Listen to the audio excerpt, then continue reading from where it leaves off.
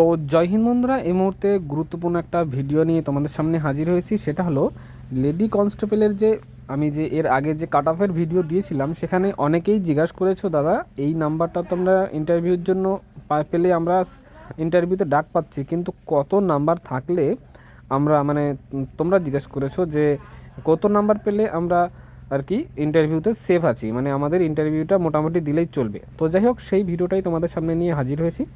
তো ভিডিওটা সম্পূর্ণ দেখবে আর ভিডিওটা বন্ধুদের সাথে যারা আছে আর কি তাদের কাছে শেয়ার করে দেবে, যাতে করে তাদেরও কোনো সমস্যা না হয়, তারাও যেন মোটামুটি একটা টেনশন ফ্রি থাকতে পারে।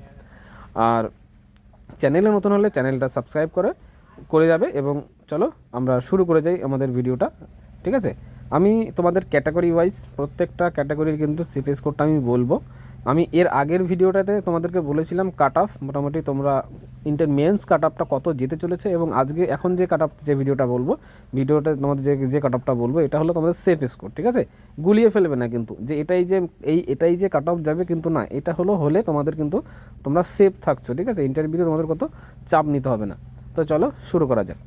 তো দেখো বন্ধুরা, তোমাদের যে প্রথম যে ক্যাটাগরি সেটা হলো ইউআরদের যে সেফ স্কোরটা আমি রেখেছি, সেখানে তোমাদেরকে বলছি ইউআরদের সেফ স্কোরটা হলো 52 থেকে 54। যারা এই নাম্বারটা পাচ্ছ তারা কিন্তু মোটামুটি সেফ আছো, এবং তোমাদের ইন্টারভিউটা মোটামুটি অ্যাটেন্ড করলে, একটু মোটামুটি দিলে তোমরা কিন্তু চাকরিটা কিন্তু পেয়ে যাওয়ার একটা খুব সম্ভাবনা আছে, ঠিক আছে।